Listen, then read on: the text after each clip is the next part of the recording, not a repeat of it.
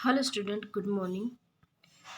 7th standard ઇંગ્લિશમાં હું સ્નેહા જેઠવા આજે તમને lesson number 2 how many did યુમાં એક્ટિવિટી 3નો અભ્યાસ કરાવીશ। એક્ટિવિટી 3 છે 7 એટ અ બ્લો, એક ઘામાં 7। આ સ્ટોરીનું આજે આપણે ટ્રાન્સલેશન કરીશું। તમે તમારી બુક્સ ખોલી શકો છો। Once upon a time there was a young boy named Gopal. Gopal નામનો એક નાનો છોકરો હતો।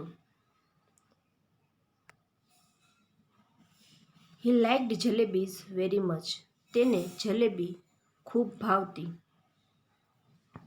One day he bought some fresh jalebis. એક દિવસ એ તાજી જલેબી ખરીદી લાવ્યો। He put them in a dish. તેણે તેને એક થાળીમાં મૂકી। After a while he saw flying buzzing over the jalebis. થોડીવાર પછી તેણે જલેબીઓ ઉપર માખી બણબણતી જોઈ।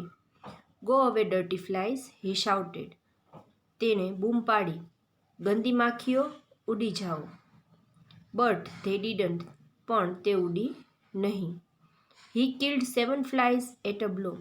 તેણે એક ઝાટકે 7 માખીઓ મારી નાખી। He said to himself, wow 7 at a blow, I am very brave.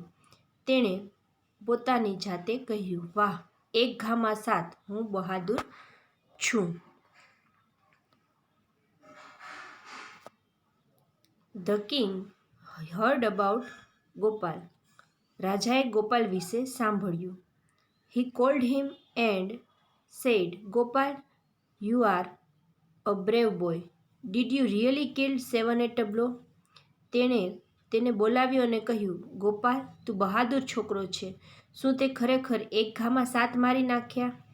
Gopal said, yes your majesty. ગોપાલે કહ્યું, હા મહારાજ, આઈ ડીડ, મેં મારી નાખ્યા। The king said, you know there are 2 cruel giant in our kingdom. રાજાએ કહ્યું, તને ખબર છે આપણા રાજ્યમાં 2 ઘાતકી રાક્ષસો છે। ધે ટ્રબલ પીપલ, તે લોકોને હેરાન કરે છે। There is no one to catch or kill them, તેઓને પકડે કે મારે તેવું કોઈ નથી। Gopal asked, did anyone try to catch them before? ગોપાલે પૂછ્યું, પહેલાં કોઈએ તેઓને પકડવાનો પ્રયત્ન કર્યો હતો? The king replied, yes many people tried. રાજાએ ઉત્તર આપ્યો, હા ઘણા લોકોએ પ્રયત્ન કર્યો હતો। બટ ધે ફેલ્ડ, પરંતુ તેઓ નિષ્ફળ ગયા। યુ આર બ્રેવ, તું બહાદુર છે। You killed 7 at a time, તે એક ઘામાં 7 મારી નાખ્યા। ધ જાયન્ટ આર ઓનલી 2, રાક્ષસો માત્ર 2 જ છે। And kill them and I will give you rich reward, તેઓને મારી નાખ અને હું તને મોટું ઇનામ આપીશ। Gopal knew he was not able to catch or kill the giant. Gopal જાણતો હતો કે તે રાક્ષસોને પકડવા કે મારી નાખવા સક્ષમ નથી। But the king and the people had high hopes from him, પણ રાજા અને લોકોને તેની પાસે મોટી આશાઓ હતી। He thought for a long time, તેણે લાંબો સમય વિચાર્યું। Then he went out in search of the giant, પછી તે રાક્ષસોની શોધમાં બહાર ગયો।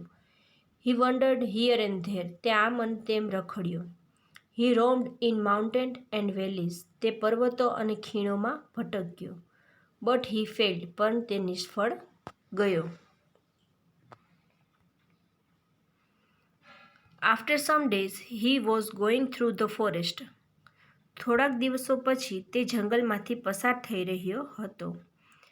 હી સો ધ જાયન્ટ ધેર, ત્યાં તેણે રાક્ષસોને જોયા। They were under a tree, તે ઝાડ નીચે હતા। ગોપાલ વોઝ સ્કેર્ડ, ગોપાલ ડરી ગયો।